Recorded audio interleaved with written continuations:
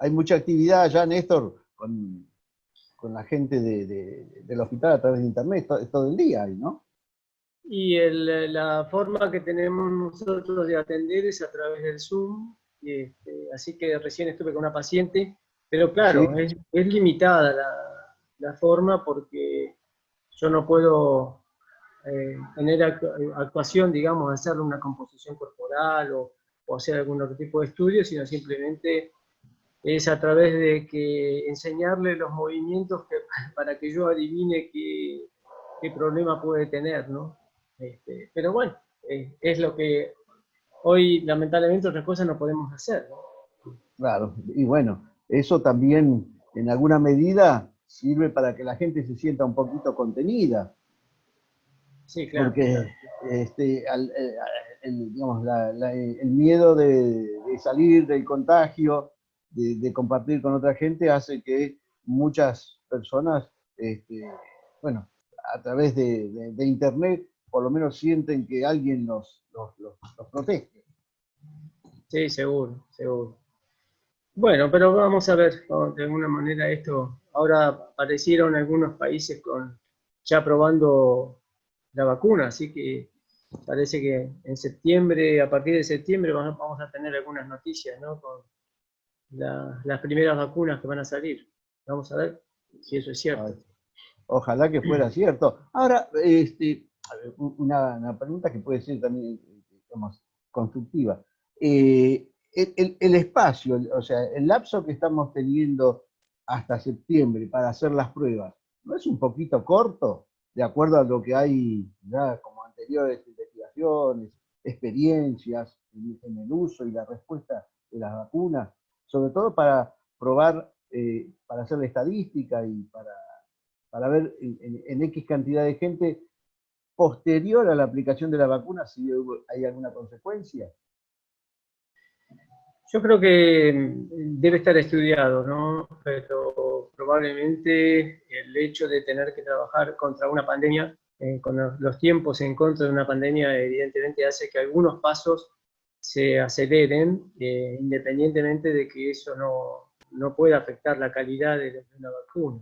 Creo que lo que ocurre acá es que hay mucha gente con el coronavirus y por lo tanto tienen una población mucho más grande para poder experimentar que cuando se trata de una enfermedad que no ha llegado a una pandemia, ¿no? Cuando es una epidemia Claro, es distinto, una pandemia tiene mayor cantidad de casos, entonces las respuestas, digamos, cuando son favorables, tienen mayor significación que tomando pequeñas muestras.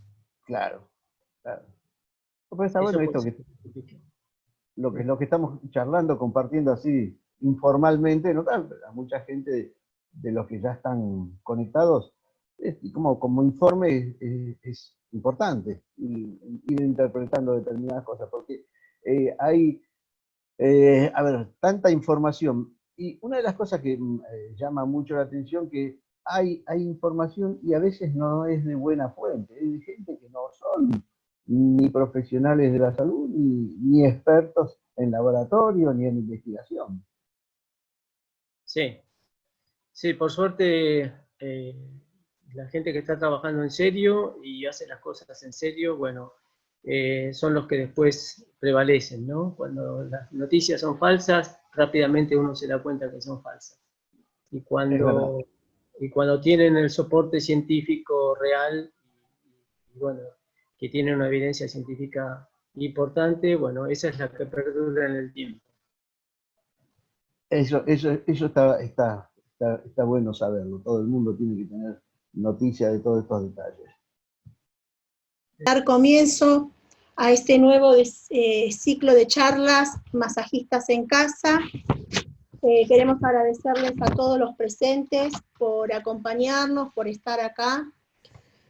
Hoy nos acompaña el doctor Néstor Lentini, y bueno, le damos la bienvenida. Néstor Lentini es traumatólogo, médico deportólogo, exdirector del CENAR, director académico de la Diplomatura Universitaria en Técnicas de Masajes Corporales de IMCA, Universidad Cristiana de Jóvenes, y doctor asesor académico de la Asociación Argentina de Masajistas. El tema que va a hablar hoy es dolor muscular tardío y masaje. Al presidente de la Asociación Argentina de Masajistas, si le quiere dar la bienvenida. Muy buenos días a todos. Gracias por estar aquí, porque sin todos ustedes esto no sería posible. Especialmente le doy la bienvenida y agradezco la presencia y la colaboración del doctor Néstor Lentini, digamos, un soporte importantísimo para la Asociación Argentina de Masajistas, amigo de muchos años, donde podemos compartir estos espacios. Gracias, Néstor. Adelante. Muy bien. Bueno, buenos días. Vamos a hablar unos minutos entonces sobre este tema en relación a que es importante que este tratamiento que ustedes hacen, o ese trabajo que ustedes hacen con el masaje desde hace tantos años, cuente cada vez más con una evidencia científica, puesto que cuanto más evidencia científica vamos a observar en este tema, en estos temas relacionados con el masaje, bueno, esto va a ayudar, por supuesto, a que ustedes como profesión puedan ser requeridos cada vez más dentro del ámbito médico y la terapéutica. Entonces, comencé a ver qué temas podríamos llegar a abordar, y creo que este sería uno de ellos interesante. Primero porque, imagínense ahora tanta gente con esta cuarentena interminable, y que vuelve a hacer actividad física. Por supuesto que lo primero que van a aparecer en ellos van a ser dolores, los dolores musculares que aparecen entre las 24 y las 72 horas más o menos, que son los llamados dolores musculares tardíos. También en un deportista que a lo mejor está acostumbrado a hacer un deporte específico como el fútbol, y luego un día de recreación decide hacer tenis, bueno, al otro día va a comenzar con dolores musculares precisamente porque sus grupos musculares específicos no trabajaron, lo hicieron otros grupos que no estaban acostumbrados, y ahí empezó a ver entonces, o a sufrir este problemita. Entonces, nosotros sabemos desde siempre que el músculo, para contraerse y relajarse, envía información hacia nuestro sistema nervioso y recibe información del mismo sistema, tanto del cerebro como de la médula. Y por eso tenemos sensores, tenemos diferentes tipos de neuronas, las llamadas 3 y 4, por ejemplo, que envían una información sensitiva, o la relación que tiene el uso neuromuscular y el órgano tendinoso de Golgi en el sistema de poder proteger al músculo y al grupo tendinoso o tendinomuscular en lo que hace a controlar los movimientos de lo que sería la elongación muscular. De esa manera, entonces, el músculo está de alguna forma protegido, pero al mismo tiempo, entonces, ¿dónde vamos a buscar siempre la aparición de los problemas? Bueno, siempre nos vamos a buscar qué pasa en la célula, en este caso en la fibra, en el sarcómero. Así que todo ese sarcómero, todas esas fibras que ustedes conocen, las fibras, o sea, las proteínas llamadas actina, miosina, todo eso que tiene que estar funcionando perfectamente y tienen que estar alineados, eso hace a un buen funcionamiento muscular. Por eso es que hay alteraciones en lo que se llama excitación neuromuscular que pueden venir ya sea de la corteza, las neuronas tienen un vocabulario propio que lo hacen a través de los neurotransmisores. Entonces, ese lenguaje se transmite. A veces puede ser excitatorio, a veces puede ser inhibitorio, de acuerdo al neurotransmisor de que se trate. Y el músculo envía, por supuesto, señales a través de esas fibras nerviosas que yo les decía, de las fibras 3 y 4, para controlar los grados de contracción y relajación muscular. Pero eso puede alterarse de alguna manera. Entonces, si todo funciona bien, nosotros, ¿qué hacemos con nuestros músculos? Tratamos de mejorarlo a través de distintos tipos de ejercicio o de entrenamiento. Por ejemplo, ¿qué es lo bueno para nosotros? Bueno, que el músculo tenga, por supuesto, una determinada fuerza. Y si nosotros podemos mejorar nuestra fuerza muscular, algo que vamos perdiendo a través de los años, ¿no es cierto? A partir de los 45, 50 años, empieza esa sarcopenia que es lo que justamente nos hace perder masa muscular. Pero si nosotros podemos entrenarlo al músculo y podemos entonces de alguna manera nutrirlo, evidentemente eso va a ayudar a que demoremos la aparición de esa sarcopenia, o sea, de esa disminución o esa pérdida de la masa muscular. Y justamente cómo el músculo responde siempre para mejorar la masa muscular, bueno, a través de la síntesis proteica. Entonces, hay reguladores de la síntesis proteica dentro del músculo que a nosotros nos indican que ese músculo está trabajando bien. Y una de ellas es una proteína que se llama rapamicina o mTOR. Si nosotros vemos que esta rapamicina mejora y aumenta, ya sabemos que el músculo está ganando masa muscular, está mejorando su contenido en proteico y entonces aumenta la masa muscular. Ahora bien, nosotros lo podemos ver porque hay indicadores de esa proteína, que es como una especie de señal que nos indica que sí, efectivamente, ese mTOR aumenta. Y se llama la proteína S6K. Nosotros vemos que cuando aumentamos, por ejemplo, en una repetición, un squat, en 100%, vamos a ver que a medida que vamos haciendo ese trabajo de fuerza, va mejorando la masa muscular, la fuerza muscular, gracias a esa proteína o rapamicina, y lo vemos registrado por el aumento de este grupo proteico. Y aquí vemos entonces cómo lo nutrimos al músculo. Para que todo funcione bien, vemos que si le damos un placebo, y vemos si hay síntesis o no de la parte proteica, finalmente el balance va a ser negativo. ¿Por qué? Porque se rompen las miofibrillas con respecto, cuando uno hace actividad física, cuando uno hace un trabajo de fuerza, cuando uno hace un trabajo general, siempre hay rupturas de las miofibrillas. Entonces, si damos un placebo, vamos a ver entonces que se producen las rupturas, pero el balance va a ser negativo, es decir, no hay recuperación. Si en cambio le damos una mezcla de aminoácidos, ¿cierto? Vamos a ver entonces que a partir de la ruptura vamos a ver un grado positivo, es decir, hay una regeneración, una recuperación. Y si esos aminoácidos son esenciales, vamos a tener un mejor resultado, e incluso el mejor resultado se obtiene cuando nosotros damos el aminoácido leucina, la proteína leucina. La leucina es tal vez el único aminoácido, el más importante, que el músculo acepta para mejorar la síntesis proteica.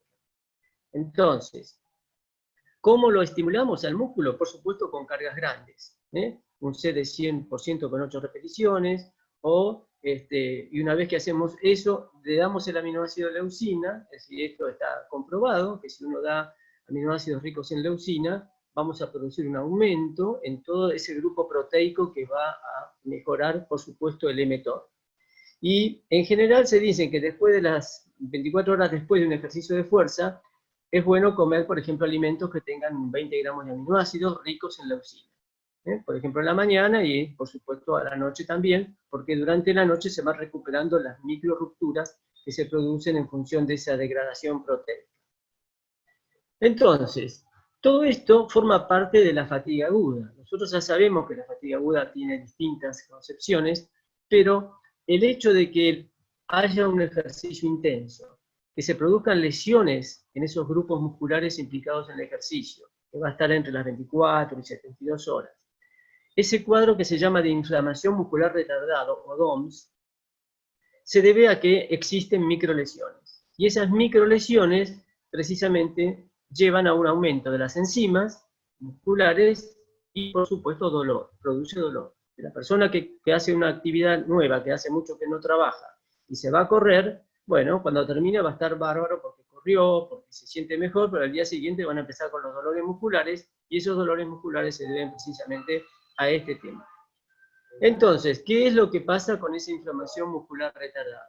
Se rompe el tejido conectivo, se desestructura la línea Z, o sea, todo lo que habíamos hablado en función de lo que era el sarcómero, empieza a desestructurarse, se rompe la membrana muscular, el endomisio, hay una vacuolización de las células musculares, y hay una descentralización de la miosina, o sea que hay alteraciones en esa miofibrilla para poder contraerse y relajarse adecuadamente por estas micro rupturas que se produjeron como consecuencia de ese ejercicio. Y nosotros desde afuera podemos, a través de un estudio bioquímico, observar distintos marcadores que nos van indicando ese grado de lesión o de microlesión. Por ejemplo, el aumento de la CPK, el aumento de la enzima de la CPK, que justamente se registra en muchas microlesiones musculares. O el aumento de otro marcador, que es la troponina, el músculo esquelético, que empieza entonces a aumentar a las 2 horas, tiene un pico a las 24 horas y después declina. En los neutrófilos, las interleuquinas, la proteína C reactiva, cuando se hacen ejercicios especialmente de características no aeróbicas, y el aumento de algunas enzimas que son las llamadas enzimas antioxidantes, como el glutatión, ante ese estrés oxidativo que se produce dentro de esa fibra muscular que ha tenido una lesión, una microlesión. Entonces, al DOMS lo podemos calificar como una distensión muscular de tipo 1, donde se puede producir como consecuencia de trabajar con pesos muy importantes, o bajando las escaleras, porque este es un trabajo llamado excéntrico, o realizando ejercicios de mucha duración, de gran duración. Y entonces vamos a ver que entre las 24 y las 72 horas aparecen estos dolores. Las posibles causas, bueno, siempre es bueno tener en cuenta, por eso los trabajos de investigación, porque al pobre ácido láctico nosotros le echamos la culpa de todos los problemas a nivel muscular. Y hoy sabemos que el ácido láctico tiene muy poco que ver en cosas negativas y tiene mucho que ver en cosas positivas. El espasmo muscular también está puesto en duda, pero sí está estudiado la lesión del tejido conectivo, el daño muscular y la inflamación y la extravasación de enzimas. Es decir, que esa lesión o microlesión lleva acompañando a una respuesta inflamatoria, a la síntesis de prostaglandinas y leucotrienos como factores que aparecen para aumentar la permeabilidad vascular y la salida de los neutrófilos hacia la región afectada. O sea, los mecanismos nuestros que contamos son mecanismos de defensa. Se forman radicales libres, los radicales libres sabemos que nos producen daño, y eso entonces agravan el problema en la membrana. ¿Por qué? Porque afectan justamente a la membrana, teniendo en cuenta que una membrana celular tiene es bilipídica, y bueno, y los ácidos grasos a través de los radicales libres, a través de las fosfolipasas, pueden romper esas membranas musculares. Entonces aparece el dolor, evidentemente, y cuando el dolor se debe a un ejercicio excéntrico, el hecho de bajar escaleras, subir y bajar escaleras, o tratar de contener una pesa para luego hacer ese trabajo excéntrico, produce entonces, como les decía, la microruptura de esas membranas, la respuesta o liberación de los leucotrienos y prostaglandinas. Los leucotrienos van a aumentar la permeabilidad vascular, liberación de neutrófilos hacia esa zona dañada y liberación de los radicales. Y las prostaglandinas van a ser que actuarán contra las fibras 3 y las fibras 4 para ir produciendo dolor. Dice que ahí tenemos un mecanismo fisiopatológico que nos está produciendo ese dolor muscular tardío. ¿Y qué tratamientos estamos proponiendo? Bueno, por supuesto los antiinflamatorios no esteroides, los suplementos, en este caso alguna suplementación adecuada para mejorar la masa muscular, y las terapias kinésicas o físicas, como puede ser el masaje.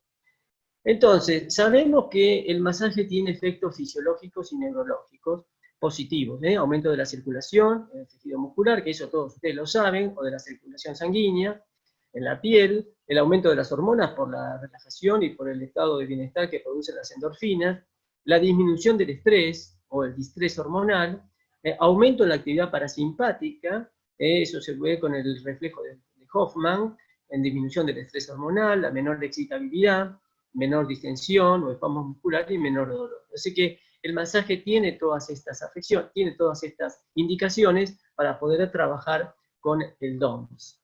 Y en una revisión que me permitió a mí estudiarlos, una revisión de 23 artículos, el 78% demostró la disminución del DOMS con el masaje. Esto es importante, por eso les decía lo de la evidencia científica, qué importante que es para esto. ¿Por qué? Porque apenas el 18% no mostró ningún efecto, y el 4% el dolor se agravó. Quiere decir que en una gran mayoría de los trabajos de investigación está demostrado de la importancia del masaje en el DOMS. Entonces, recorriendo algunos, fíjense que Mancinelli, por ejemplo, evaluó el masaje sobre el dolor muscular tardío en músculos de mujeres jugadoras, jugadoras de básquetbol, y vieron que después del masaje, una vez que aparecía ese dolor, mejoraba el salto vertical, es decir, que además de disminuir el dolor y casi desaparecer, ellas recuperaban la saltabilidad tan importante en el caso del básquetbol. Tomados los trabajos de Lau y colaboradores, ellos trabajaron con 44 sujetos y fueron entonces sometidos a un ejercicio fatigante. Ahí formaron 3 grupos después del ejercicio. Uno se le aplicó el masaje superficial, a otro el profundo, al tercero sirvió de control, y se demostró que ambos tipos de masaje disminuyeron el dolor muscular comparado con el control.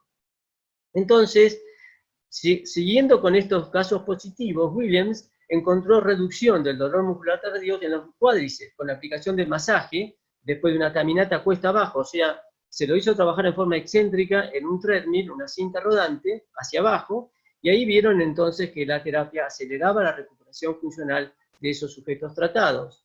Y Piladi también comparó el masaje con un ejercicio activo y encontró precisamente que el masaje en el cuádriceps era más efectivo para disminuir el dolor muscular que el ejercicio activo. Porque muchas veces ustedes vieron que uno manda, una vez que termina la actividad física, a hacer un trabajo de características activas, no pasivas, para, bueno, poder eliminar más rápido algunos desechos que se forman en el organismo, pero evidentemente cuando aparece este dolor, el masaje resultó en este estudio más efectivo. Siguiendo entonces con estos estudios, Farr y colaboradores hicieron un estudio donde aplicaron el masaje a las piernas, sometidos en ejercicio. Una y la otra sirvió de control. Midieron el dolor muscular a los días siguientes, 5 días después, y encontraron que ese dolor de la pierna tratada disminuyó de forma significativa a las 24 horas y a las horas de haber recibido ya el masaje. En el caso de Hilbert, investigó los efectos psicológicos y fisiológicos del masaje sobre el dolor muscular tardío y encontró que a las 48 horas después de realizar el ejercicio, los sujetos tratados con ese masaje presentaban menor intensidad del dolor en comparación con los grupos control. Sanuidin usó un diseño para comparar el miembro tratado y el contralateral, sirviendo de control, y ahí sometió a 10 sujetos a una sesión de ejercicio excéntrico para producirles el dolor muscular, provocarles el dolor muscular tardío, y 3 horas después a uno de los brazos se le aplicó un masaje de 10 minutos de duración y encontró que el dolor muscular en el miembro tratado era un 30% inferior en comparación con el control. Entonces, así como se realizaron ese tipo de trabajos, por ejemplo, Kangwon trabajó sobre digamos, estudios sobre el daño muscular producido en un ejercicio excéntrico en los extensores de muñeca. Y cuando el grupo que recibió el masaje tuvo una tendencia a tener menor intensidad del dolor muscular comparado con el control. Y bueno, Brooks y colaboradores en el año 2005, todos estos estudios tienen apenas, son bastante recientes, la mayoría son de menos de 5 años o 5 años, este de Brooks es un poco más, pero no deja de ser actualizado en el sentido de que aplicó, por ejemplo, un masaje de 3 minutos de ejercicios isométricos con las manos, entonces a un grupo lo tuvo 5 minutos de masaje, otro grupo se mantuvo en reposo y otros con alguna movilización. La recuperación de la fuerza que se midió con este dinamómetro era mayor en el grupo que recibió el masaje con respecto a los otros dos métodos, ¿no? Entonces, otros trabajaron como Hunt con 15 minutos de masaje en la pantorrilla y disminuyó sensiblemente el dolor muscular después de la actividad física agotadora. Sobre el masaje y la acción de la pérdida muscular, hay unos trabajos en el Journal of Physiology, que son de la Universidad de Kentucky y de la Universidad Estatal de Colorado, donde se ven los estudios de los músculos hipotróficos por desuso. En ratas se hizo este estudio y se observó cómo mejoraba la masa muscular tanto en la pierna masajeada como en la no masajeada. Así estamos hablando de lo que sería el sistema de liberación cruzada. Finalmente, los propioceptores, la influencia de los propioceptores, porque hay una acción inhibitoria en los órganos tendinosos de Golgi para que el músculo pueda, de alguna manera, elongarse mejor ante una sobreexcitación de estos mecanorreceptores. Entonces, es decir, se pudo esto objetivar a través de la maniobra de Hoffman, que todos ustedes por supuesto conocen y valora el grado de excitabilidad neuronal. Esto lo hicieron en la Universidad de Montreal, Morel y Sullivan, donde ustedes saben que comprimiendo acá en la zona unguial del tercer dedo, si está hiperexcitable la zona, entonces el dedo pulgar se flexiona y se aduce. En cambio, no sucede eso, se mantiene inmóvil después del masaje. O sea que eso es alto positivo. Entonces, también hay estudios donde no se encontraron beneficios del masaje para controlar el DOMS. Por ejemplo, Abad hicieron estudios, formaron 3 grupos, uno masaje, el otro hizo ejercicio, el segundo hizo ejercicio y masaje. Entonces, el tercero únicamente hizo ejercicio. Entonces, se encontraron incremento del dolor, reducción del rango de movimiento articular y de la fuerza después del ejercicio, y no encontraron entonces diferencia entre el segundo y tercer grupo. Y en un estudio de Michael Wright, evaluó la técnica del masaje, liberación de tejido blando, efectos del dolor muscular tardío, la circunferencia, en fin, y concluyó que la técnica agravaba el dolor muscular tardío, por lo que para deportistas y rehabilitadores que buscaban un alivio rápido, era importante que había que usar una técnica menos agresiva. ¿Esto por qué es? Bueno, justamente las conclusiones a los cuales llegamos después de todos estos estudios es que el masaje, hay un 78% que muestra ser una terapia efectiva para disminuir el dolor muscular tardío. Y que los resultados de revisión determinan que a pesar de haber demostrado que el porcentaje mayor es positivo en favor del masaje, hay una gran variedad. ¿Por qué? Por la duración, las técnicas utilizadas, el diseño, el tamaño de las muestras utilizadas. El masaje es aplicado por profesionales de la terapia donde puede haber una gran variabilidad en la ejecución del mismo. Es decir, los diferentes tipos de masaje es muy importante y el que ejecuta el masaje también es muy importante. Entonces, todo eso hace de que haya variabilidad en los estudios de investigación que uno va realizando. Por eso es que se dice que se requieren más estudios para poder determinar de una manera más precisa el efecto del masaje sobre el dolor muscular tardío. Evidentemente, si tenemos que sacar una conclusión en positivo, nosotros decimos sí, es positivo, conviene hacer el masaje porque ayuda a disminuir las consecuencias del dolor muscular tardío, pero sí es importante de que comencemos a hacer trabajos de investigación en esta misma línea que se viene haciendo en el mundo.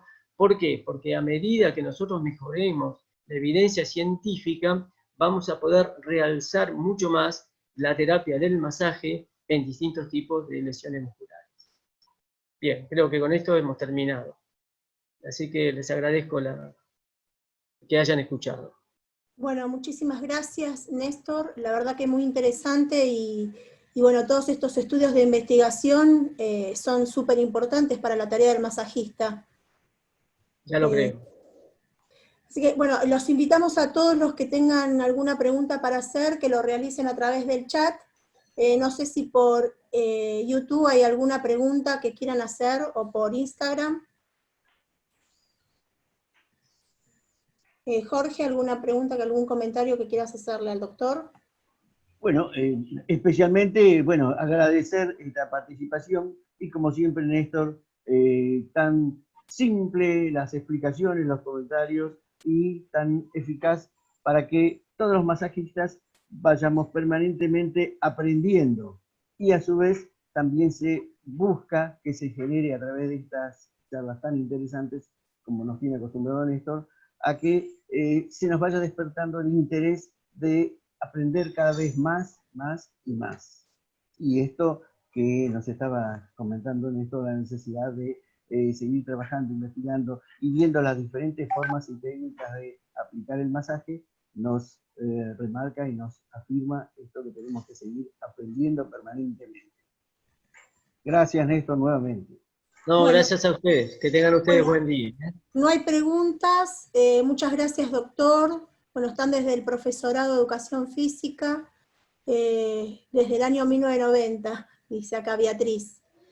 Bueno, y agradecimientos, que la charla fue muy clara, Bueno, la verdad que sí, que todo fue muy claro y muy concreta la explicación que nos dio. Así que bueno, espero que les haya servido a todos y muchísimas gracias, doctor, por este tiempo que nos brindó para seguir Bueno, gracias a ustedes, que capacitándonos. tengan muy buen día y saludos a todos. Gracias por escuchar. Gracias. Hasta Gracias, luego. gracias. Bueno, continuamos ahora con nuestra charla. Queremos agradecerles a todos los directores de filiales que nos están acompañando, desde Tucumán, desde Córdoba, Mar del Plata, bueno, algunos se van pasando y no los puedo ver. Y ahora nos va a acompañar Víctor Hugo Colli, que es kinesiólogo especializado en rehabilitación de la provincia de Santa Cruz y especialista en terapias paliatorias naturales. Él va a hablar sobre terapias paliatorias. Hugo Colli es uno de los primeros socios de la Asociación Argentina de Masajistas de la Patagonia, más específicamente el más antiguo de la provincia de Santa Cruz. Así que le damos la bienvenida a Víctor Hugo. No sé si estás por ahí. Desmutar el teléfono, el micrófono. Está cerrado el micrófono. Ahí está, ahí está. ¿Qué tal, Hugo? Buenos días. ¿Cómo están? Buen día, mucho gusto, muy agradecido por la invitación. Espero que se escuche bien y se vea bien. Perfecto. Por la invitación de Jorge, de vos y de la Asociación Argentina. Es verdad, soy uno de los primeros socios a la filial de la Asociación Argentina desde la provincia de Santa Cruz. Es un placer, un gusto y un honor poder estar presentes hoy en esta pequeña charla. Recién escucho atentamente al doctor, así que no me queda mucho para explicar acerca de lo que es la biología, la microbiología, la musculación, la funcionalidad de la musculación y los tratamientos, porque el doctor dijo básicamente todo. Yo lo que voy a hablar, y va a ser medio corto, porque es la primera vez igual que lo hago así de esta manera, porque, bueno, por estas situaciones que tenemos, estamos trabajando todos así. Así que bueno, nada, yo trabajo específicamente lo que es, como usted dijo, las terapias paliativas naturales, que tiene que ver justamente con la mente, el cuerpo y el espíritu. Vendría a ser acá lo holístico, ¿sí? Si bien desde la kinesiología trabajamos en Santa Cruz, soy uno de los primeros habilitados porque en realidad a través de la pandemia, estos procesos que estamos teniendo y estos grados complicados de salud para todo el país y esta pandemia es mundial. En Río Gallegos, hoy en esta provincia que es la capital, se disparó justamente ayer un brote muy importante, o sea que quizás volvamos para atrás con el tema de las fases y las atenciones. Bueno, está bueno por ahí replicar la información con referencia a esto que hablaba el doctor anteriormente, que tiene que ver con el masaje propiamente dicho. Yo desde mi experiencia de hace mucho tiempo atrás, más allá de trabajar en la kinesiología, he abordado el tema de justamente lo que es lo holístico. Me gusta trabajar con eso, mi especialidad es el adulto mayor. Normalmente trabajamos justo lo que tiene que ver con la mente de la persona, con el entorno, con la escucha, con la palabra, con el pensamiento y los sentimientos de las personas, con el yo interno, ¿sí? Eso es básicamente lo que hacemos en la medicina holística, acompañando desde lo profesional, incorporando esta herramienta, que también se incorpora, como dijo el doctor anteriormente, justamente al masajista, ¿no? Al masajista no solamente en la Argentina, sino en el mundo, porque estas terapias paliativas se utilizan ya antiguamente en toda Europa, en muchos lugares del mundo. Entonces, nosotros venimos abordando esta terapia que tiene que ver justamente con eso, con las dolencias y con la musculación. Entonces, perfectamente se pueden trabajar desde lo holístico con el masaje propiamente dicho, como decía el doctor anteriormente. Nosotros, como abocamos la mente, el cuerpo y el espíritu, lo que hacemos normalmente es en las entrevistas con nuestros pacientes, desde la kinesiología, abordamos el segundo término que tiene que ver con una ficha médica y las atenciones primarias, y sabiendo su estado estado sociopreventivo, digamos, ¿no? Ver cómo están anímicamente, cómo es el entorno social, cómo podemos evacuar la dolencia, y a partir de un llenado de información sociopsicológica, pongámosle, como nos ponemos a trabajar con el paciente. Normalmente las dolencias tienen que ver, como decía el doctor, con todo lo que es la microbiología, la biología y la musculación, los dolores musculares. En las terapias paliativas lo que buscamos es justamente asociar un todo. El todo en el cuerpo es lo que hace justamente poder mejorar la calidad de la salud en estos tipos de pacientes, ¿no es cierto? Normalmente yo trabajo con una franja etaria importante que es el adulto mayor, normalmente a partir de los 50 y hasta los 85 y un poquito más, y normalmente lo que tenemos es mucha rehabilitación que tiene que ver con la motricidad. En este caso, cuando hablamos de motricidad, hablamos de masajes que tienen que ver con interactuar mentalmente con el paciente, poder llegar a su yo interno, poder escuchar mucho su problemática, poder tratar de entenderlo y en base a eso comenzar a trabajar la musculación. Básicamente es eso por ahí lo que yo tengo para decir. Les vuelvo a repetir, es la primera vez que lo hago a través de un Zoom, así que para mí es una herramienta nueva. Esto tiene que ver también, nuestra parte patológica tiene que ver con, bueno, lo que hablaba el doctor también. Siempre me refiero al doctor porque el doctor ya habló de la parte que tiene que ver con la microbiología y la biología del ser humano. Hablamos de las hormonas, del estrés postraumático que genera justamente una dolencia, el dolor psicológico que esto produce y cómo podemos desde la psicología y del tratamiento en sí volcarlo al masaje. No sé si se entiende, no sé si hay alguna pregunta que me quieran hacer, porque en base a eso yo puedo ir trabajando o explicando algunas técnicas. Bueno, los invitamos a hacer preguntas para que nos pueda ir respondiendo Hugo. ¿Y cómo se puede aplicar todas estas terapias desde el masaje? ¿Se puede aplicar en masaje deportivo, por ejemplo, que es lo que venía hablando el doctor? Justamente, no quería ahondar en eso, pero todo lo que es la terapia apelativa se puede aplicar desde el masaje en sí, desde el deportivo, los deportólogos, como dijo el doctor en un principio, lo habló y lo dijo, el deportólogo siempre está buscando justamente lo paliativo, siempre estamos tratando, yo hago especialidad también en deportología, no la estoy ejerciendo en este momento porque estoy abocado a otra terapia, pero normalmente desde lo deportista, del masaje deportólogo, también utilizamos la terapia paliativa justamente para saber el yo interno, que eso es lo que trabajamos mentalmente siempre, ¿no? Saber cuál es la dolencia a través de justamente de ese yo interno, a ver qué pasa con ese paciente para ver cómo podemos abordarlo, ¿no? Bien. Sí, Jorge. Una preguntita para dar también un poquito más de espacio para que Víctor pueda irnos comentando sobre cómo actuar con la gente de tercera edad, es decir, los adultos mayores, y sobre todo en esta época que está tan complicada, donde los pacientes de mayor riesgo, o las personas, mejor dicho, de mayor riesgo, son todos los adultos mayores. ¿Alguna, digamos, sugerencia, explicación, o lo que pueda ser útil para compartir entre todos los que estamos hoy aquí? Bueno, Jorge, gracias por tu aporte. Mirá, en este momento el adulto mayor, como los niños, o sea, en realidad todos tenemos que tener precaución, pero el adulto mayor en este momento es una franja, digamos, como la franja más vulnerable en este momento.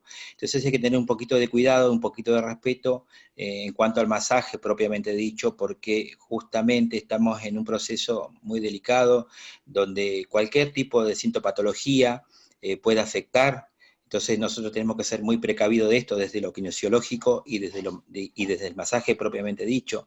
Tenemos que, nosotros acá en Santa Cruz, en este caso, en mi caso personal, cuando vamos a atender nosotros a un adulto mayor con una dolencia que pide un masaje o porque hay que rehabilitar una rodilla, hay que rehabilitar un pie, hay que rehabilitar una cadera, y normalmente son sesiones de 10, quizás en algunos casos son de 20 sesiones, o quizás de 30 en algunos casos como excesivas. Debemos siempre recurrir al médico de cabecera para preguntar la sintomatología para poder atender a ese paciente, justamente por prevención. Prevención primero al paciente, que es el adulto vulnerado, y en segundo caso nosotros. Nosotros acá en Santa Cruz no estamos trabajando ni en el hospital distrital de Río Gallegos, que es la central máxima de Santa Cruz, no lo estamos haciendo. Si yo estoy haciendo una guardia por el momento, pero no estamos trabajando, y en el consultorio lo que estamos haciendo son entrevistas telefónicas, estudiando la patología del paciente, y en base a eso estamos entregando un horario determinado, exclusivo, justamente con un triage que estamos haciendo, que se hace en todo el país y en el mundo, con donde ese triage justamente lo que garantiza es que el paciente esté en condiciones para poder recibirlo en un tiempo determinado y en una hora determinada, ¿cierto? Bajo, obviamente, las reglas que tienen que ver justamente con evitar cualquier tipo de sintomatología en pos del paciente, ¿verdad? Bueno, Romina pregunta, ¿cómo lo aplico en el masaje de drenaje linfático?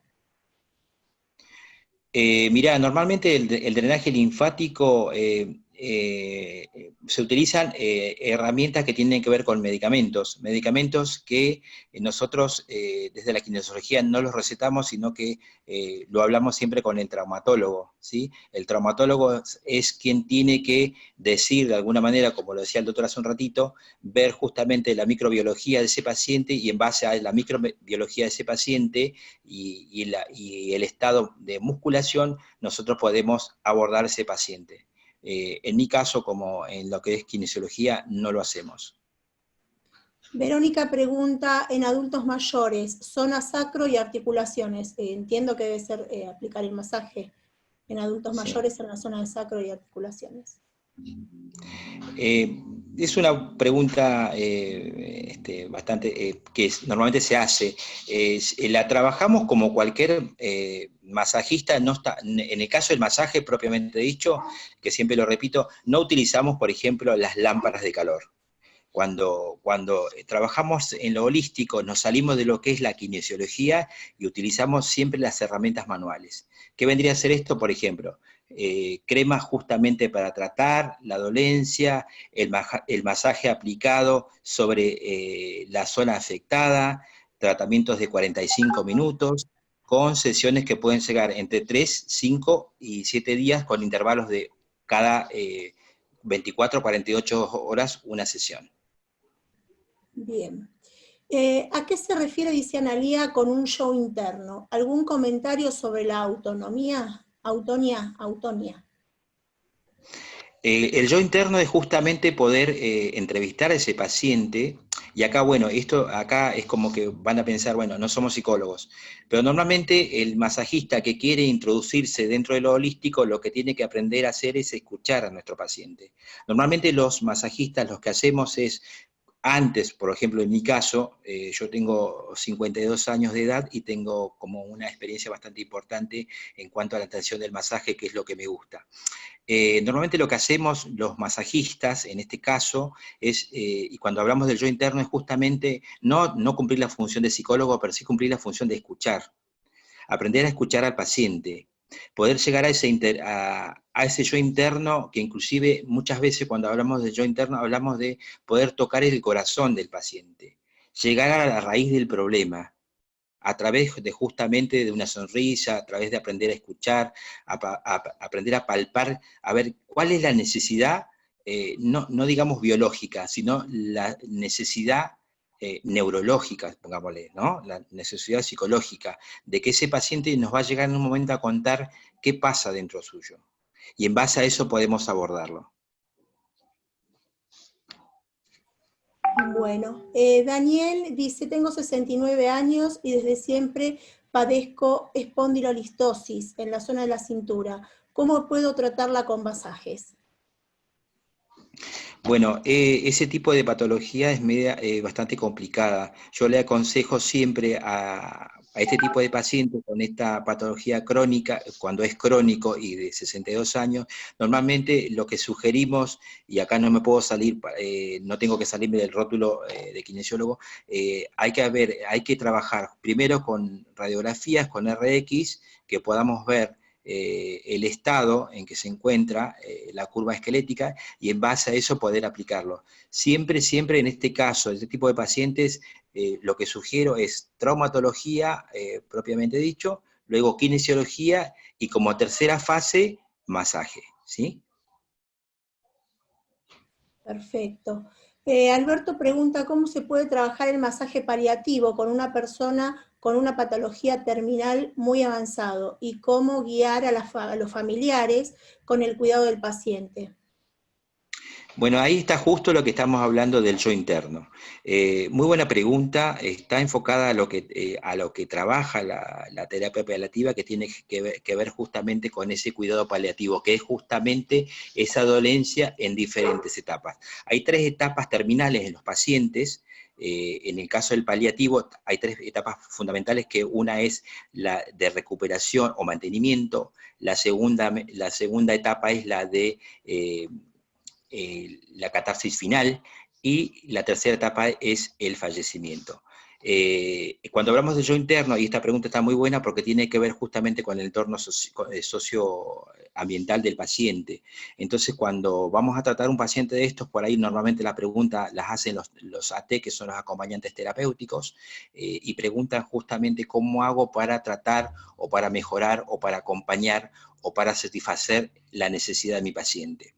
En estos casos lo que tenemos que hacer es justamente hablar y saber, en realidad, más allá de saber cómo está ese paciente, cuál es su estado de salud y cuál sería el tratamiento a abordar, es saber también las condiciones en las cuales el paciente se encuentra. Y esto tiene que ver con su entorno social, con quién vive, cómo se alimenta, si tenemos acceso a una serie de redes que tienen que ver justamente con la contención. Entonces, esas son por ahí las pautas básicas para poder determinar lo paliativo de ese paciente. Bueno, Liz dice, cuando hablo del yo interno, ¿qué es lo que se debería trabajar para mejorar la respuesta ante un problema de articulación especificado en el hombro? Cuando hablo de yo interno con una problemática en un hombro, puede ser por ejemplo, puede ser un rotador. Normalmente, vuelvo a remitirme, en el caso de la terapia paliativa, nosotros siempre abordamos siempre desde lo médico, y de ahí vamos partiendo, en segundo lugar, a lo kinesiológico, y en tercer lugar, vuelvo a repetir, al masaje, ¿no es cierto? En el caso de la terapia paliativa, en cualquier tipo de dolencia física o motriz, lo que hacemos es justamente escuchar al paciente y ver las referencias médicas, y en base a eso lo podemos abordar. Nunca podemos abordar un paciente sin saber o sin conocer su historia médica, cronológica, porque en el querer hacer el bien podemos provocar un daño. No sé si me explico. Perfecto. Después, bueno, Sara dice, con un caso práctico, ¿podría explicar algún caso? Bueno, yo creo que estuviste explicando casos puntuales, este mismo, no sé si tenés algún otro. Mira, yo voy a explicar un caso que acabo de tener recién. Recién acabamos de atender una persona de 84 años de edad, escarada, con heridas graves, muy graves, donde el paciente está complicado de salud, está en una etapa de mantenimiento, que sería la primera etapa, que contaba hace un ratito que son 3 etapas en el caso de los paliativos. Está en la etapa de mantenimiento esta persona, con escaras bastante grandes, con dolores importantes, obviamente, escara cóxicas son terriblemente dolorosas, donde hay que justamente utilizar el bisturí. Eso se hace con un enfermero profesional y un médico, y acompañamos nosotros para la rehabilitación. Y entonces ahí justamente, en este caso, tenemos que utilizar mucho la escucha y el habla. Tenemos que tener mucha paciencia con ese paciente, un paciente que sufre una dolencia mental, una dolencia psicológica, un estado de depresión. Entonces, vuelvo a repetir, con el respeto que se merece la psiquiatría y la psicología, que no lo somos, pero utilizamos lo paliativo, que tiene que ver con una sonrisa, con abarcar ese sentimiento y poder de alguna manera involucrar una palabra de aliento para seguir continuando con esa terapia. No sé si puedo llegar a explicar lo que me acaban de preguntar. Perfecto. Bueno, acá desde Instagram, bueno, dice, llegar a nuestros pacientes es el primer paso que debemos dar para llegar a su bienestar. Y Jorge, en España, dice que primero es el traumatólogo, luego es el masajista y en tercer lugar es el kinesiólogo. Bueno, comparte acá su experiencia. Y Maru dice, no sé si querés aclarar algo acá con lo que No, dijeron. está bien, está perfecto, porque puede ser, esta persona que habla desde España puede ser perfecto porque la medicina se puede abordar de diferentes maneras. Nosotros, en Santa Cruz, en este caso, en nuestro ámbito, lo abordamos traumatólogo, kinesiología y masaje, ¿no es cierto? Pero se puede abordar de la invertida en la manera que se pueda evaluar y ver, siempre con, digamos, con la mirada profesional en el medio. Está perfecto. Después Maru dice, ¿trabajás en conjunto con PNL? No, yo estoy trabajando ahora con un equipo que tiene que ver interdisciplinario, que son psicólogos, psiquiatras, traumatólogos, kinesiólogos. Bien. Silvia dice, yo tengo en la zona lumbar 3 hernias de disco y se están desviando hacia el lado izquierdo. ¿Cómo puedo calmar el dolor? Bueno, hay que tener cuidado, chicos, ahí, y esto es para los masajistas, ¿sí? Yo hoy, mi rótulo en esta presentación y esta invitación tiene que ver con el masaje, pero sí voy a decir algo. Cuando tenemos pacientes que tienen hernias de disco, que son peligrosas, son dolorosas, son crónicas, como esta paciente seguramente que está preguntando porque es un dolor crónico, y vuelvo a repetir una cosa que dije antes, el masajista muchas veces en el querer ayudar podemos causar un dolor. Entonces siempre tenemos que recurrir siempre a la palabra profesional. Normalmente acá lo que se puede hacer para trabajar con un paciente con hernias de disco, ya sean lumbales, sacrales o los que fuesen, tener primero la mirada del traumatólogo con el informe y el pedido del kinesiólogo. ¿Sí? Con un pedido de kinesiólogo perfectamente podemos abordar y saber cómo podemos hacer. Normalmente por ahí se utilizan en las prácticas del masaje, para este caso, por ejemplo, aceites que tienen, por ejemplo, un proceso medicinal, ¿no? O una crema que es para el dolor. Entonces el masajista puede trabajar siempre con una información traumatológica, la zona afectada, y puede generar un alivio.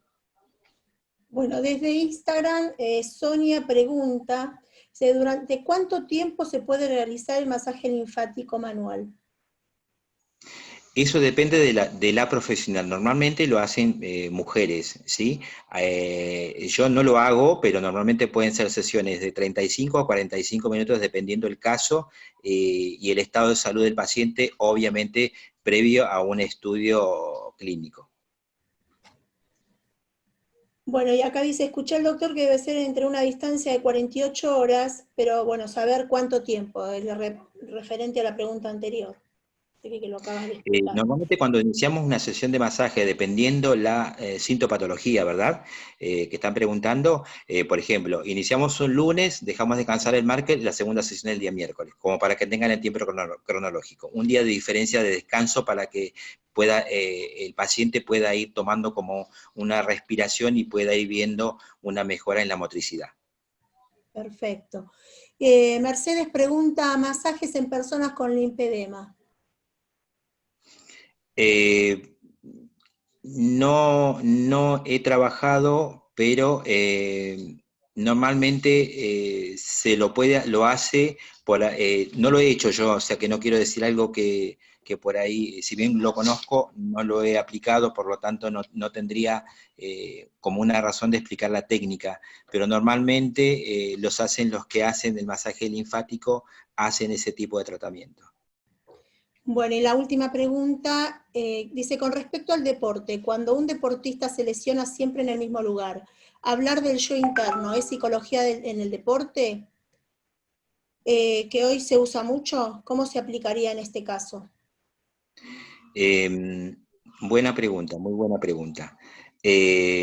Recomendamos desde lo profesional una interconsulta con un psicólogo, en primer lugar. una interconsulta con un traumatólogo y una interconsulta con un kinesiólogo. Porque normalmente puede pasar de que ese estrés postraumático se genera a través de justamente de esa cosita psicológica que hace y que genera el traumatismo en ese mismo lugar. Pero siempre, en este caso, para saber exactamente esto y no errarle en el informe patológico, lo que estaría bueno es que se haga una consulta psicológica, una consulta traumatológica y una kinesiológica, volcada luego al masaje propiamente. Perfecto.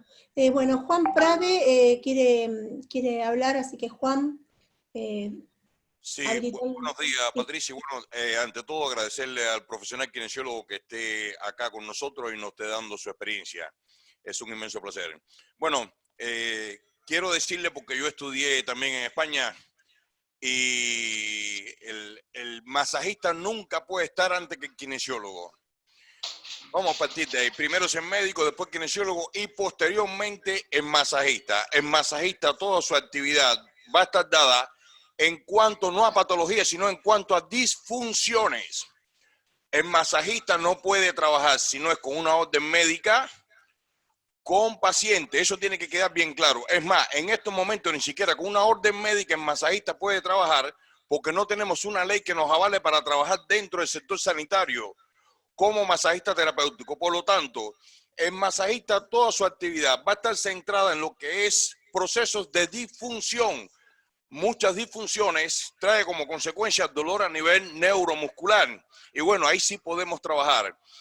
Pero vuelvo y reitero, muy buena la intervención del profesional kinesiólogo, y el masajista nunca puede estar antes del profesional kinesiólogo. Porque, a ver, primero el médico hace el diagnóstico, el kinesiólogo va a hacer la rehabilitación en base a lo que le dice el profesional médico. Y si el masajista está trabajando con el kinesiólogo, entonces el kinesiólogo es el que le va a dar la orientación al masajista de lo que debe hacer. Por ahí estoy equivocado, pero me parece que esa es la secuencia. Primero el médico, después el kinesiólogo y por último el masajista. El masajista es el encargado de hacer lo que el kinesiólogo o el médico lo orienta, pero siempre trabajando en base. Por ejemplo, en España sí, está habilitado el masajista para trabajar, pero en la Argentina todavía no hay una ley que nos ampara ni nos avala para trabajar como masajista terapéutico. Por lo tanto, si nosotros estamos trabajando, por ejemplo, si yo estoy trabajando como masajista con el profesional acá, que vuelvo y reitero, le agradezco la oportunidad que nos da de escucharlo y de recibir sus experiencias. Él me va a decir, mira Juan, tú tienes que hacer esto, pero ya yo estoy bajo la orden de él. Él me está orientando y me está diciendo qué tipo de masaje debo hacer. Esto tenemos que tenerlo bien claro. Desde ya, muchas gracias. Buenas tardes. Bueno, muchas gracias. ¿Hay alguna pregunta desde YouTube? Antes de que terminemos con esta partecita, está muy bien la acotación. Yo lo había aclarado, por eso dije que en España puede ser que se tomaba como válido, pero nosotros en Argentina, vuelvo a repetir, trabajamos de esa manera. Médico traumatólogo, médico kinesiólogo y por último el masajista. Está perfecto la acotación porque eso es de la manera que estamos trabajando en este país. Exacto. Bueno, sigue habiendo... Desde YouTube, perdóname, Patri. Sí. Desde YouTube, las preguntas creo que fueron contestadas ya por Víctor, el profesional kinesiólogo, en cuanto eran a la parte psicológica, si estaban interactuando, trabajando en conjunto con los psicólogos, y lo acaba de decir que está dentro de un grupo interdisciplinario, así que quedó, creo que contestada la pregunta que le estaban haciendo. Gracias por su aporte. Bueno, hay muchas más, pero bueno, ya se nos acaba el tiempo. Jorge. Sí. Bueno, en principio vamos a agradecerle a Víctor por este tiempo y todo lo que ha compartido. Y esto nos ha dado lugar a que vayamos viendo la importancia de la formación de los masajistas. Y si nosotros compartimos estos conceptos que nos brindó Víctor, vamos a ir descubriendo que lo que estamos haciendo permanentemente, informando y formando a los masajistas, donde remarcamos que en equipos interdisciplinarios, primero el que dirige la orquesta, como siempre decimos, es el médico, y en estos casos, como el masaje está relacionado con la kinesiología, viene el kinesiólogo y después nosotros los masajistas. Esto es un espacio que estamos tratando de llegar a todo el país y a otros países, gracias a que, bueno, de paso le agradezco a Juan Prade, que está con su equipo de radio y la televisión que está transmitiendo en vivo directamente ahora a todo el país y a otros países.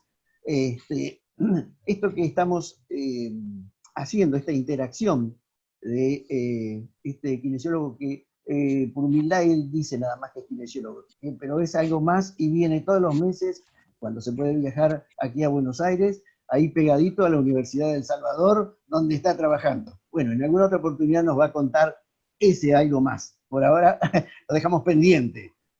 Pero comentaba que estamos organizando para que como profesionales del masaje tengamos cada vez más claro y definido nuestros espacios laborales. Y esto es respetar también a la persona a la que estamos atendiendo, que es un ser humano, que es lo máximo que tenemos que pensar y respetar. Víctor, gracias por todos estos conceptos que debatiste y que nos ayudan a todos a conseguir este espacio que estamos persiguiendo, como vos lo sabés, hace tantos años, y que estás colaborando también en eso, y por eso es importante que un kinesiólogo de esta calidad estuviese aquí en este espacio con nosotros, para que cada vez nos quede más claro que la única forma de interactuar en un equipo como profesionales es que cada uno respete los espacios como corresponde. Gracias, Víctor. Víctor, mira, si te puedo hacer una última pregunta que hacen desde Instagram, porque después en el chat, quizás si tenés un minutito, vos podés leerlas y responder, porque hay algunas preguntas que te hacen específicas. Pero pregunta Andrea, si para la artritis va bien el DLM, ¿y cuánto tiempo? Sí, pero el tiempo te lo tiene que disponer siempre tu médico de cabecera. Quien te está recetando te tiene que dar la información, porque no la puedo decir, porque depende de la microbiología, ¿sí? Del cuerpo de la persona, digamos, ¿sí? Bueno, y la última ya, que es de Instagram también, que no la podemos contestar después, ¿cómo se hace para que no le transmitan la energía negativa de un paciente al masajista? Justamente normalmente esto lo saben todos los masajistas, calculo yo que lo saben todos. Yo tuve la oportunidad de estar en una clase así, escuchando ahí en Buenos Aires a Jorge y al equipo trabajando, y normalmente siempre tenemos buen humor los masajistas. Siempre tenemos que estar por ahí limpios nosotros. Cuando digo limpios me refiero a nuestra mente. Yo les voy a dar unos tips ahora para cerrar. Yo le vuelvo a repetir, yo tengo 52 años, soy casado, tengo, bueno, una nena, mi esposa y, bueno, y la familia. Normalmente lo que yo hago, que me dirán loco por ahí, pero yo corro, hago actividad deportiva, corro, limpio mi mente, bailo folclore, bailo tango, o sea, hago un montón de cosas que me llenan el alma justamente para disparar y poder atender de una manera mucho mejor, con una buena sonrisa a mi paciente. Esas son mis herramientas personales. Bueno, muchísimas gracias, Víctor. Muy amable, la verdad que muchas preguntas y siguen haciendo, así que si tenés un ratito después y podés contestar, bueno, muchísimas gracias, bueno, un placer. Un placer, un gusto. Bueno, ahora vamos a continuar con David Gesualdi, director de la filial de Montegrande de Zárate y Chivilcoy, y es docente de la sede central de la Asociación de Masajistas, y él va a hablar de la fascia. Hola, gracias Patri. Hola, David. ¿Cómo están? Bueno, primero buenos días a todos. Calculo que la mitad no comimos, o el 90%, así que será buenos días. Primero agradecer a dos ponentes tan grandes en sus conocimientos, al doctor Néstor Lentini, que es un conocido de la asociación por ser nuestro consultor médico, y a Víctor, que tuve el placer de conocerlo ahora, también agradecido y admiro mucho toda la información que nos han brindado. Con respecto al tema donde voy a abordar, muchos deben estar pensando desde qué punto vamos a abordar todo esto. Mientras voy preparando la pantalla para compartir, Patrick. Sí. Vamos un poquito.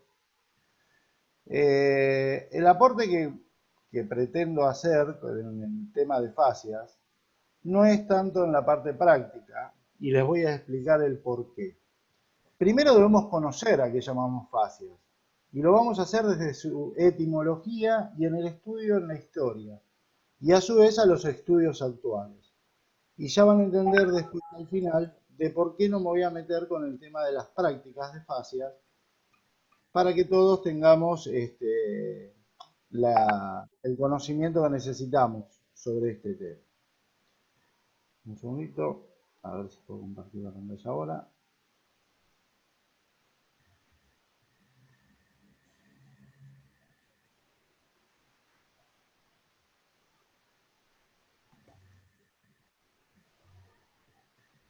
Bueno, este es el tema donde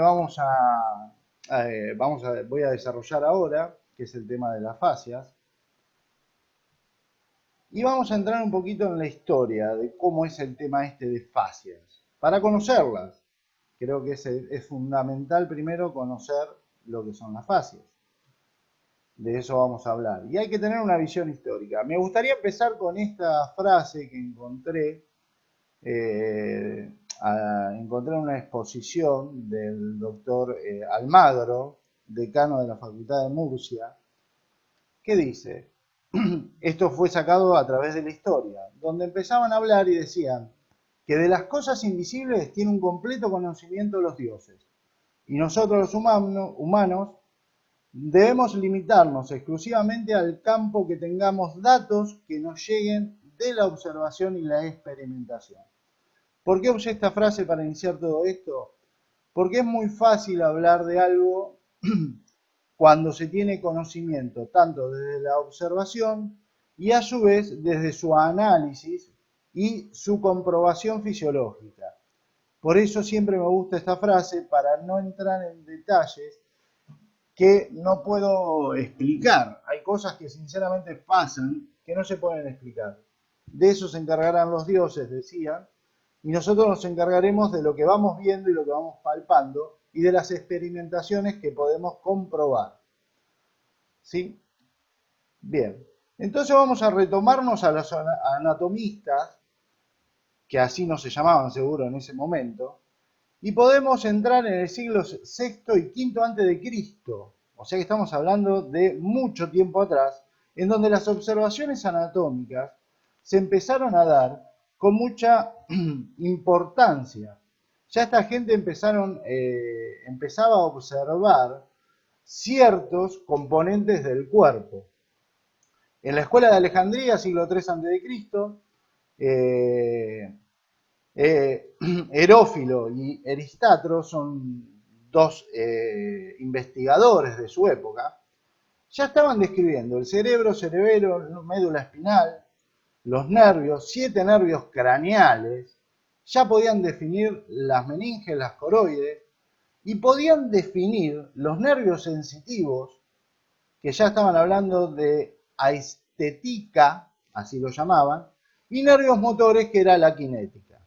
O sea que estamos hablando de muchísimo tiempo atrás y nadie está descubriendo nada nuevo. Simplemente estamos observando y experimentando con cosas que ya conocemos. ¿De dónde viene la palabra fascia? En realidad es faja, de esa palabra, de cinta. ¿Sí? Y especialmente en la primera época que se empezó a implementar el nombre de fascia, se hablaba de la faja para fajar a los niños, en los cuales los envolvían desde los miembros inferiores hacia el tronco. Galeno, 2 siglos después de Cristo, empezó a describir una membrana rara debajo de la piel. ¿Sí? Ya en el siglo XVI empieza la palabra fascia a tomar impulso dentro de la anatomía, cuando se describe, que fue Spiegel, el músculo sartorio. ¿Por qué? Porque lo empieza a ver como una cinta que cruzaba por el muslo y lo llama en su primer momento fascia. En el siglo XVIII, Billat empieza a traer un poco de controversia entre las fascias porque empieza a hablar de las aponeurosis, que era un tendón ensanchado, de las aponeurosis como envoltura del abdomen, aponeurosis epicranial, que es la galia, se llama galia por el casco de los romanos, que usaban esa piel que usaban los romanos. Nosotros tenemos el músculo fronto-occipital, que es uno solo, y en el medio tenemos una aponeurosis epicranial, que sería un tendón ensanchado, pero es un solo músculo. Y la parte se llama galia. Después tenemos el palmar menor y el palmar y el plantar. En cuanto a descripciones de aponeurosis que se hacían en el siglo XVIII. Vamos a hablar un poquito de las generalidades de las fascias. Las fascias tienen algo muy importante, que es un fenómeno de adaptabilidad. ¿Qué significa esto? Que pueden empezar a tomar formas según las proporciones que va tomando el cuerpo en los diferentes movimientos. Además, son capaces de transmitir el movimiento. Primero porque conectan estructuras entre sí. Un músculo con otro, un músculo con el hueso, un músculo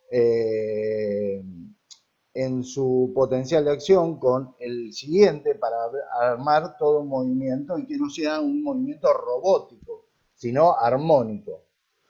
La fascia tiene propiocepción y tiene mucho que ver en la parte postural.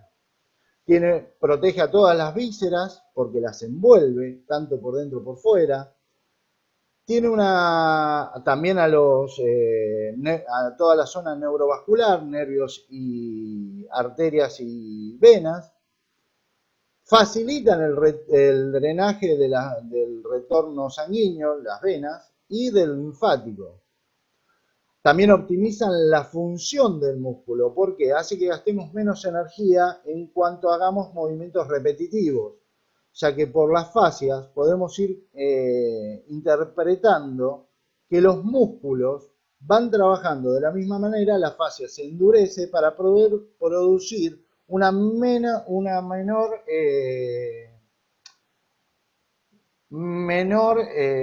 carga de fuerza cuando hacemos algo repetitivo, la de tracción.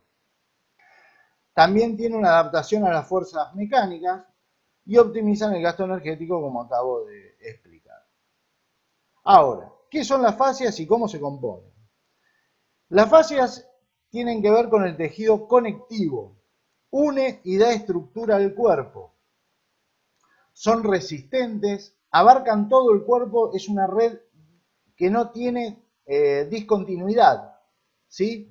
Si nosotros disolvemos el cuerpo, supongamos, en una solución, y dejamos únicamente lo que es fascia, nos vamos a encontrar con una masa del 20% corporal, ¿sí? Que es la estructura facial.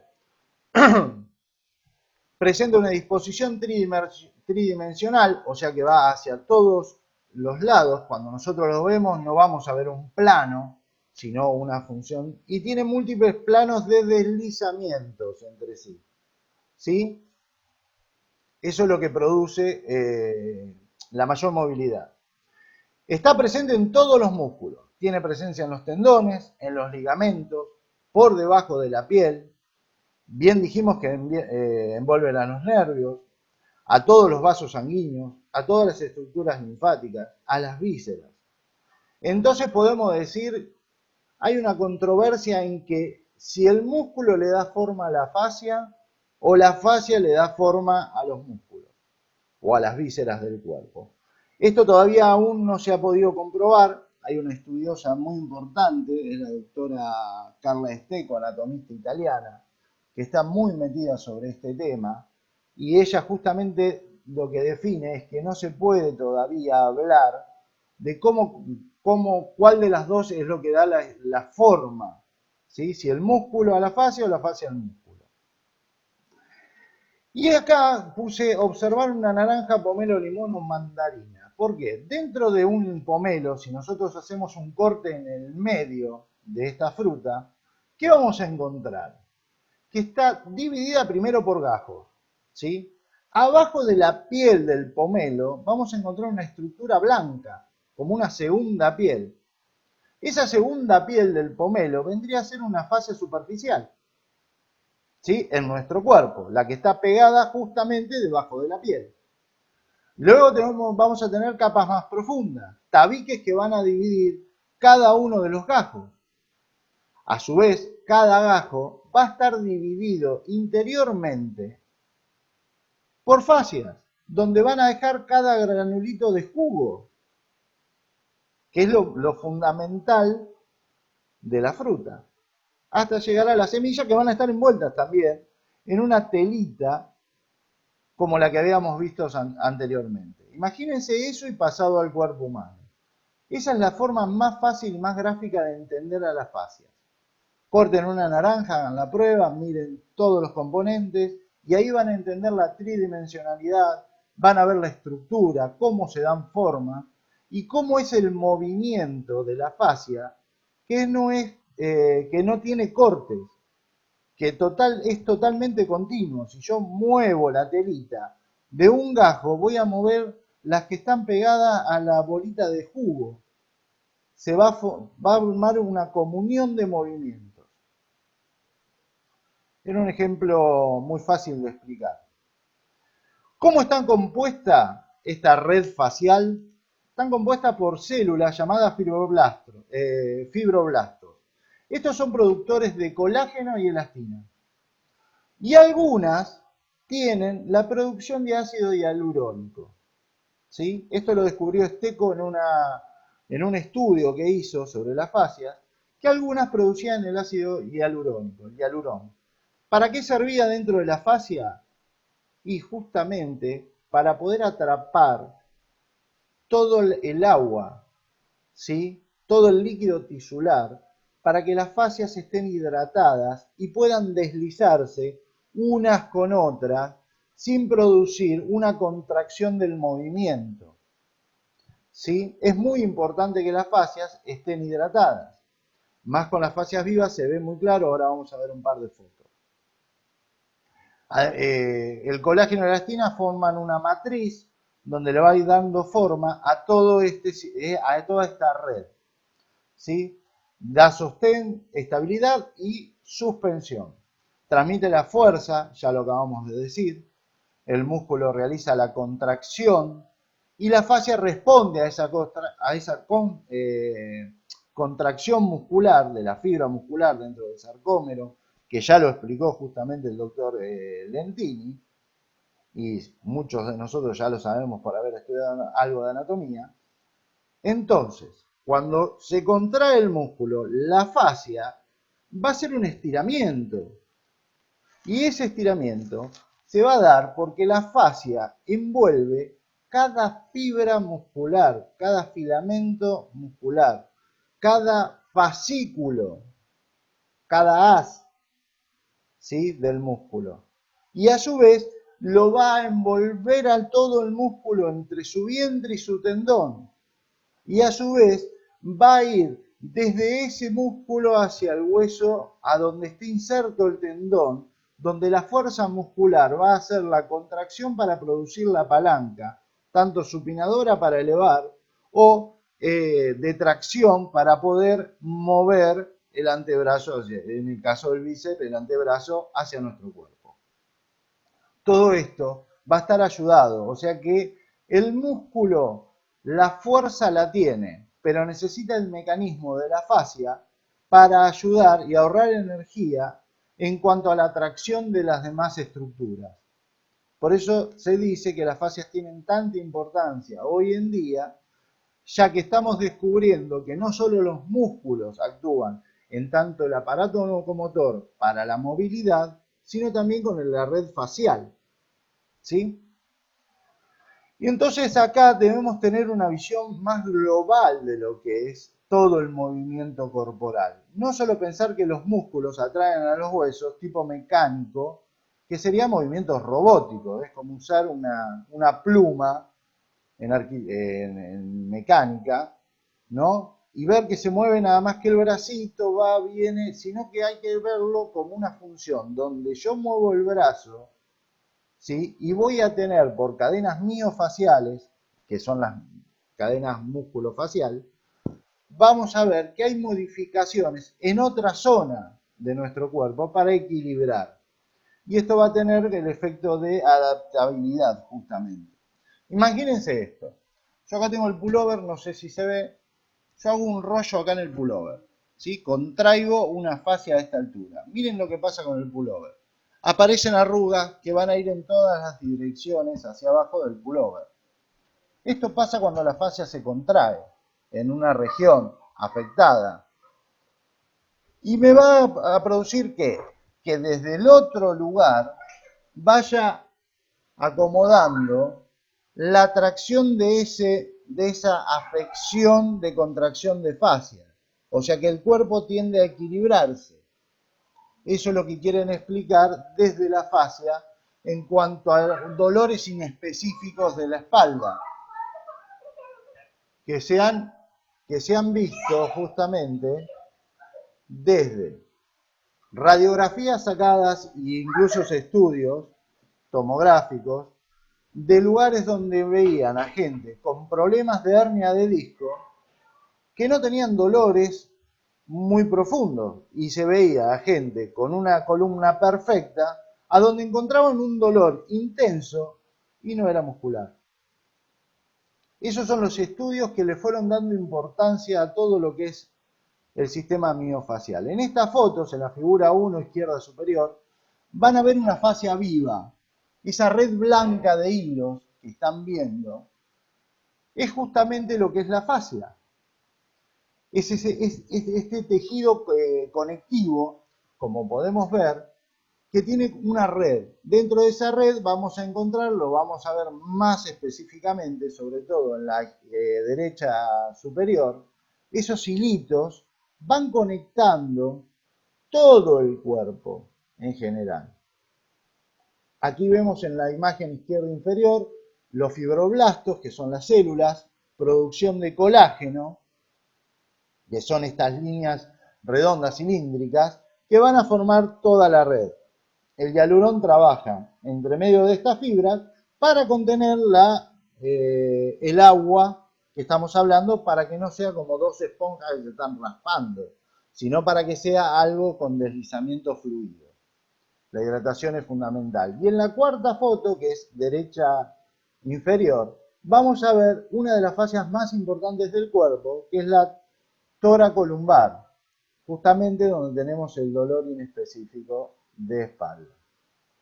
Es muy gruesa en esta zona, porque necesita este grosor justamente para sostener, y el sistema facial tiene mucho que ver con la posición bípeda. Nosotros en algún momento fuimos cuadrúpedos, ¿sí? Y después nos dimos cuenta que podíamos ponernos erectos, pero para producir todo eso, los músculos de la espalda tuvieron que trabajar muchísimo para levantar toda la caja torácica, acomodar las vísceras.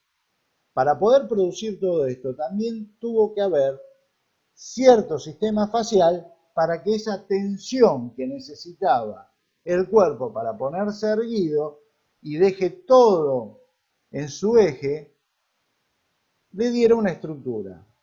La función de la fascia es eso. ¿Y por qué la toracolumbar es una de las más gruesas? Y justamente para poder resistir el estar de pie. Continuamos. Los estudios actuales sobre las fascias. Actuales estoy hablando dentro, porque de las fascias se empezó a estudiar desde el año 50 en adelante. O sea que es algo bastante nuevo y está revolucionando la medicina en cierto grado, ¿sí? Hay que siempre tomarlo con cuidado a lo que se habla nuevo en medicina. En los estudios que se fueron relacionando con esta red sin discontinuidad, se han realizado diagnósticos por imágenes, por ecógrafo, que muestran que si yo muevo un pie a la altura del tobillo y hago este movimiento de supinación y aducción, voy y vengo, subo y bajo el pie, a la altura de los isquiotibiales, mi sistema miofacial va a estar deslizándose. Esto significa que es una red continua. Pero no llega hasta ahí los estudios, sino que también vieron que mover la cabeza de arriba hacia abajo, sin ningún previo estiramiento, daba un grado de movimiento. Ahora, si yo estiro la pierna, cuando vuelvo a hacer el movimiento, el grado se amplió. Mejoró toda la funcionabilidad del movimiento en la zona cervical, con el solo hecho de estirar la pierna. Por eso se habla que es tan importante el ejercicio, ¿sí? Esto lo desarrolló este estudio Jan Wilke, que es un científico deportivo en Frankfurt, Alemania. Estos estudios son comprobados, no es que han sido sacados al azar. Entonces esto demuestra que todo lo que me afecte en un lugar puede tener la causa en otro. Posiblemente yo siento un dolor en el hombro y puedo estar afectado por una contracción facial en otro lugar. ¿Sí?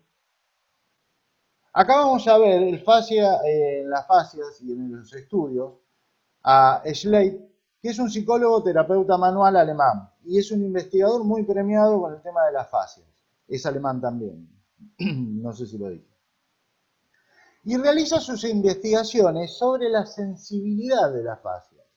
Lo que encuentra Schleip, que justamente hay alguna reacción química dentro de las fascias del tejido que va respondiendo a las movilizaciones y al estar quieto. En las figuras que vemos abajo, vamos a ver un tejido antes de ser enyesado, que es el de la izquierda de la pantalla. Se ve un tejido bastante normal. Y en la derecha de la pantalla vemos un tejido después de haber tenido un yeso. Y lo que vamos a ver es algo caótico en el tejido. ¿Por qué? Porque las fibras de colágeno se desarrollaron mucho más de lo que tenían que desarrollarse. No se produce esa microfisuras dentro de esa red para que se regenere nuevamente, sino que se fue regenerando sobre el mismo tejido. Lo que va a producir es una rigidez del movimiento. Por eso hay que tener en cuenta, muchos recomiendan tomar colágeno, que hace bien, pero hay que tener en cuenta que las fascias están compuestas por colágeno. Y el abuso de colágeno en el cuerpo, o el exceso de colágeno en el cuerpo, produce rigideces en la fascia, lo que va a producir una rigidez de movimiento. Es lo que Schleip está investigando. A su vez, en su investigación, lo que hizo fue poner sustancias bioquímicas para ver cómo reaccionaban las fascias.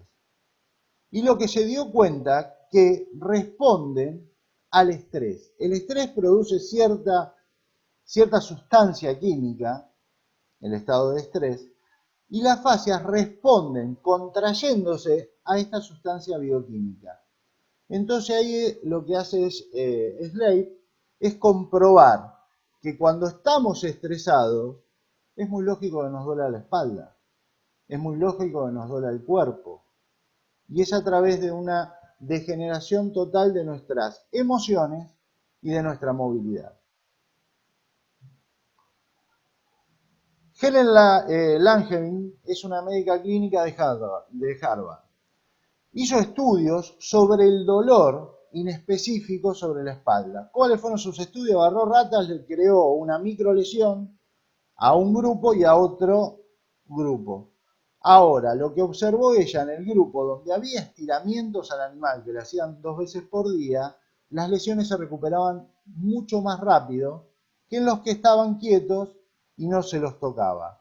Entonces, demuestra en estos estudios que los fibroblastos, las células de la fascia, se expanden cuando hay estiramientos, produciendo a todo su alrededor del fibroblasto un relajamiento de la fascia y así inhibiendo a receptores de dolor.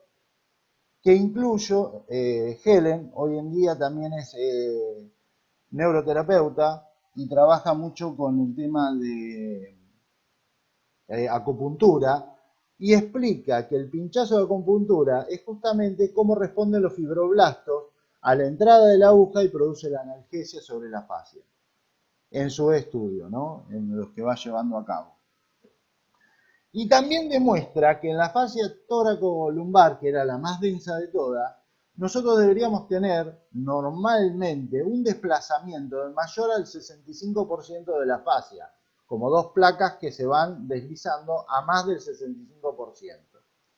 Y en personas que tenían estrés, esta placa estaban contraídas en su movimiento y no llegaban al 50%, y es donde aparecía el dolor inespecífico de espalda. Bueno, Carla Stecco, como dije, es médica anatomista en Italia, en Padua, en la Facultad de Padua, y su hermano Antonio Stecco es un consultor de la Escuela de Medicina de Nueva York. Ellos, en conjunto, Carla como anatomista estudia la fascia específicamente, y Antonio, cuando hace el descubrimiento del ácido hialurónico, él lo quería comprobar mediante un ecógrafo. Y pudo definir que las zonas de desplazamiento más libres eran donde había mayor cantidad de hialurón, porque tenía bien hidratada la fascia. Y Carla va haciendo cada día más conocimiento sobre la fascia. Todavía hay que aprobar muchas cosas. Esto es muy nuevo en medicina.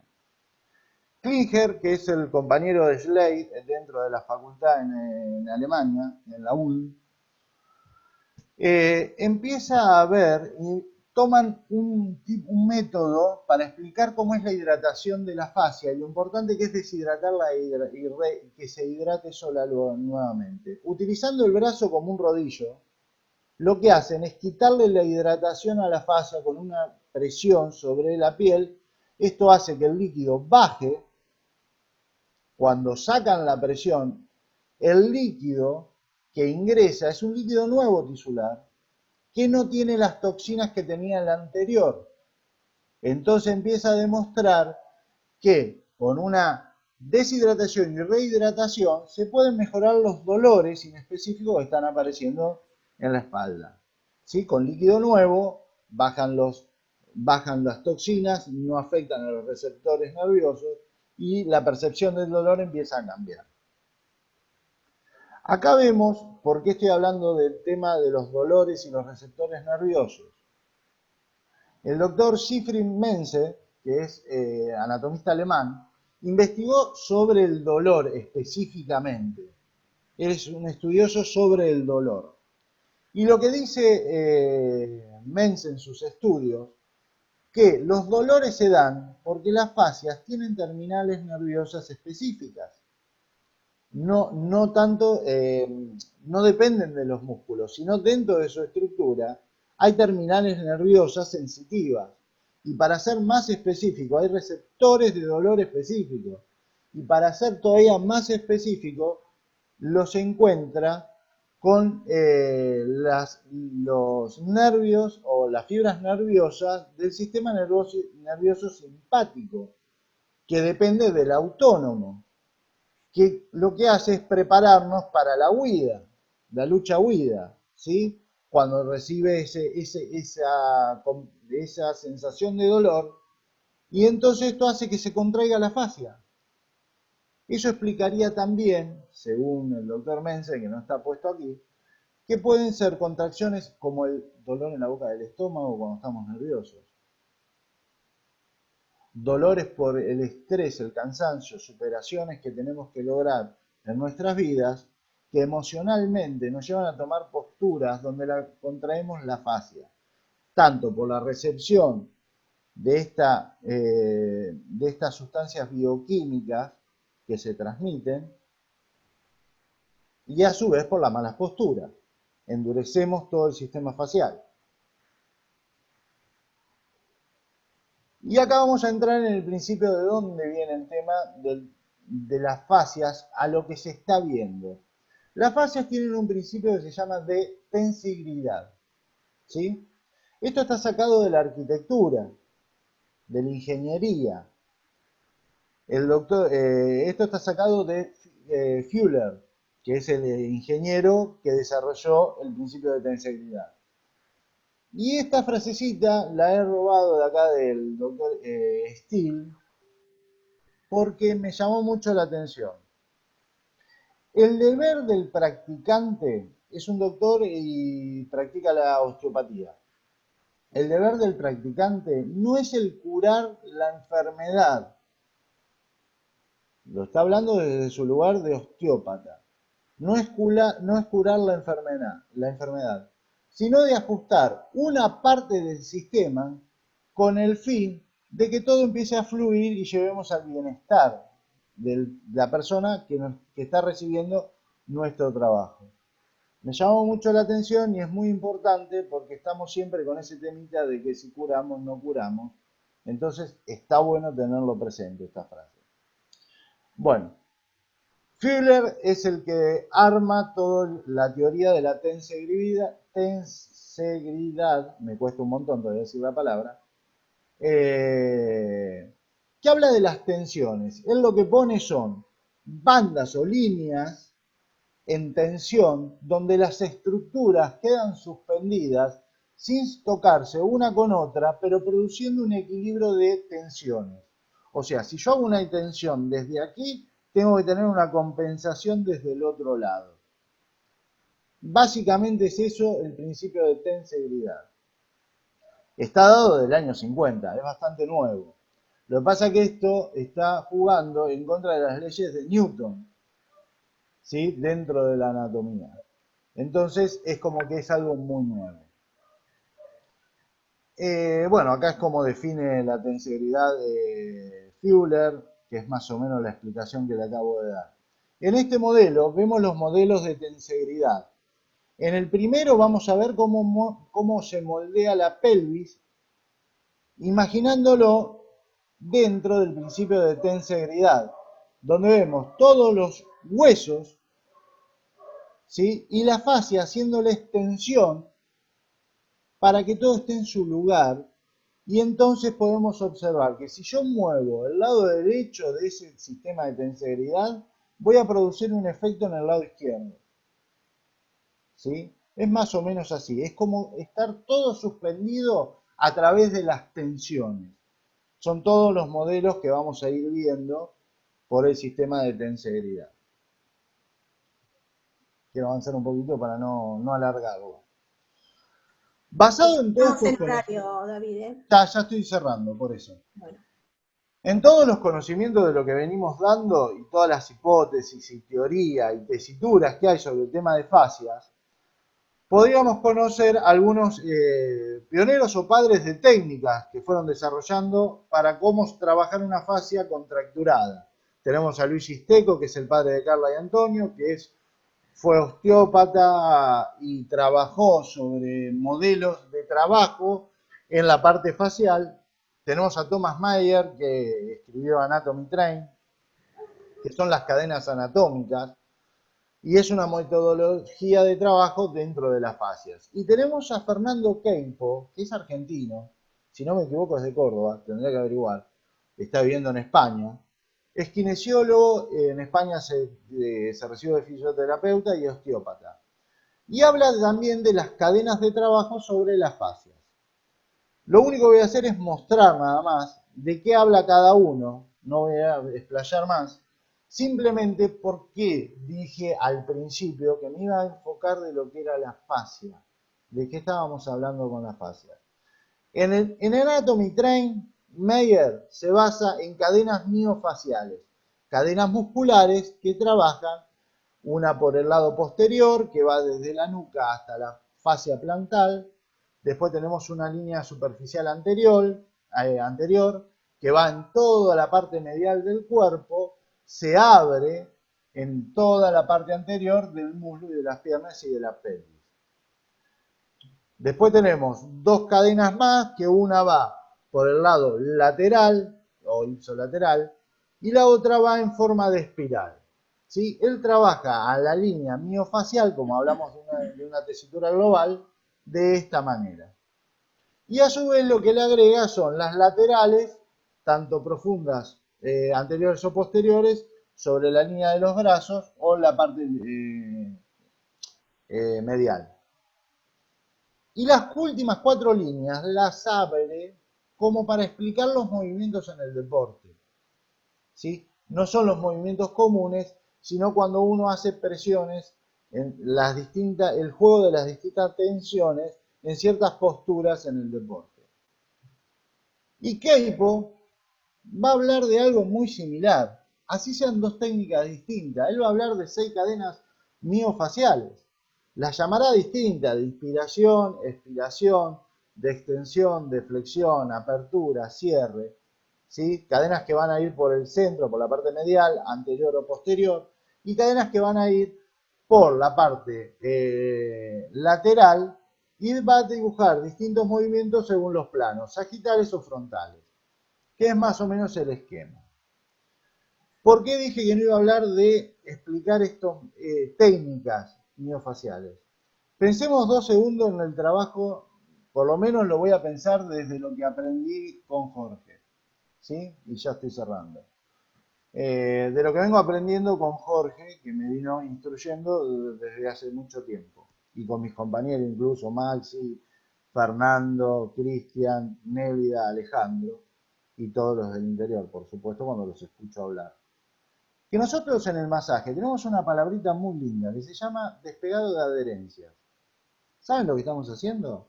Un trabajo facial sobre la fascia. Estamos despegando porque esas fascias se adhieren. Estamos trabajando sobre la fascia. Cuando hacemos manual profundo y buscamos elongaciones, no estamos elongando las fascias. Cuando hacemos un vaciado, no estamos deshidratando la fascia y cuando soltamos volvemos a hidratarla con líquidos nuevos, tisulares. Entonces, llegando a una conclusión amplia sobre este tema, creo que nos falta muchísimo conocimiento y falta mucho por aprender de las fascias para que alguien venga y nos diga este es el método facial a aplicar. Esa es mi mirada después de haber explicado todo el tema facial e incluso la gente que ya tiene métodos.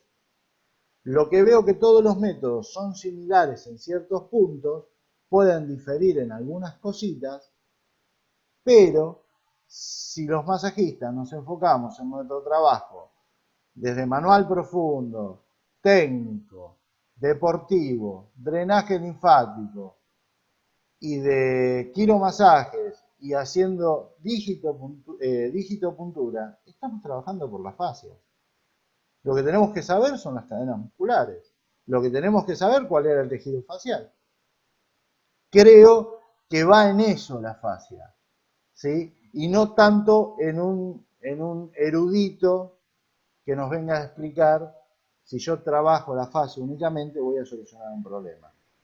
Por eso vuelvo a la idea global. El cuerpo es un todo. Que lo estudiemos por parte es otro tema, para entenderlo mejor. Pero el cuerpo es un todo, es algo global. Y espero haber estado a la altura y gracias. Gracias Jorge, gracias a Am y gracias a todos los que están escuchando. Bueno, preguntas en Instagram no hay. Después acá, dice, habla con respecto a la fascia, somos como una marioneta. Uy, se va corriendo. Donde en alguna parte hay una tensibilidad, justamente es donde hay un desajuste hacia el resto del organismo. Lo dice que está estudiando esta técnica. Bueno, después, justamente estamos hablando de una tensigridad, se habla de un equilibrio. No es muy diferente a lo que estamos hablando. Nosotros buscamos siempre una homeostasis en el cuerpo humano. Llamémosla tensibilidad, llamémosla con el nombre que nosotros querramos, pero para lograr un bienestar en el ser humano necesitamos un equilibrio. Después Juan pregunta, dice, entonces, si la tensión es proporcional para tratar una inmovilidad en el brazo izquierdo, ¿también es recomendable trabajar el derecho?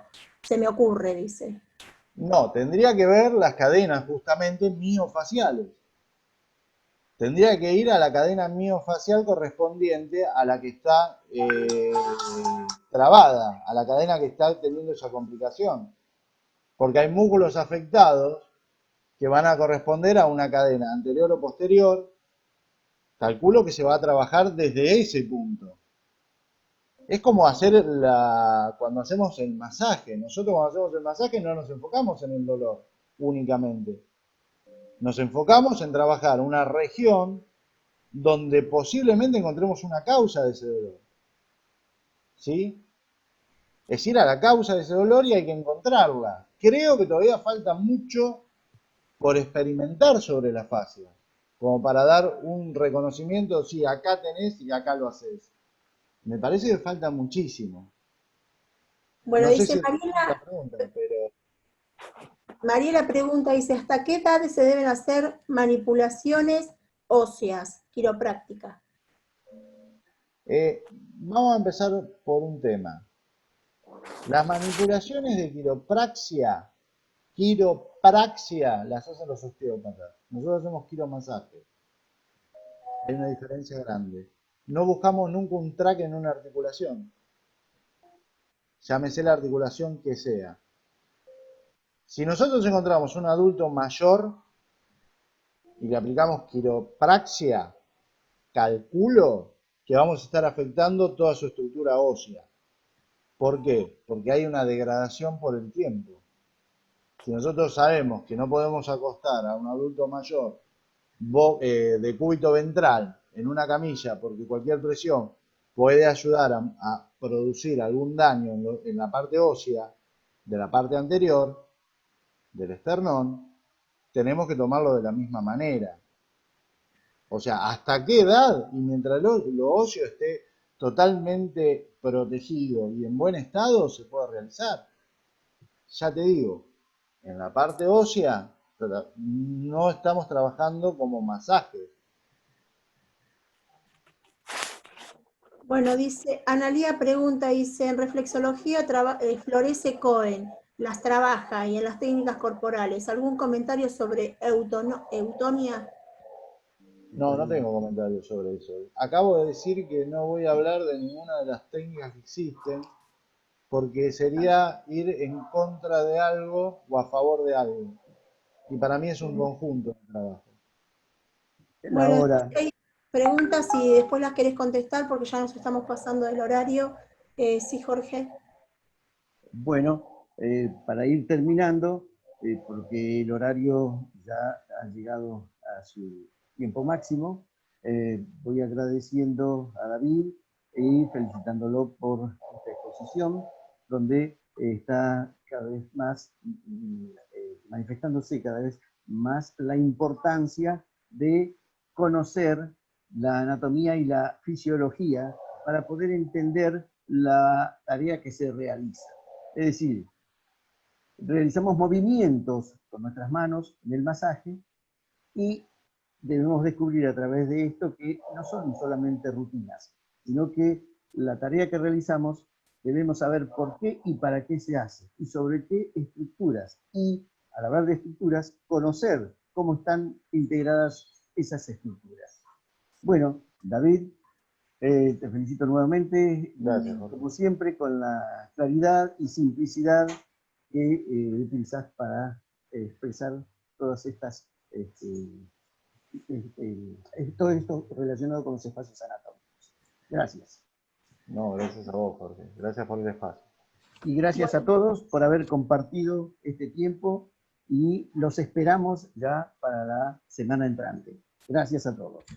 Bueno, agradecerle a todos los directores de filiales que han estado presentes, Juan Prade, Mar de Plata, Fernando Pintos Comodoro, Daniel Barrientes de Esquina, Viviana Heredia, Teresa Tomé. Bueno, gracias a todos los directores de filiales que están acompañando este ciclo de charlas. Bueno, nos vemos el próximo jueves, la próxima semana, con otro ciclo de charlas. Gracias a todos por haber estado. Esto es para todos los masajistas. Hay una transformación, hay un cambio, donde todos tenemos que sumarnos a este cambio, ¿no es cierto? Este cambio tecnológico y digital. Que bueno, muchas gracias a todos y nos vemos la próxima semana. Gracias.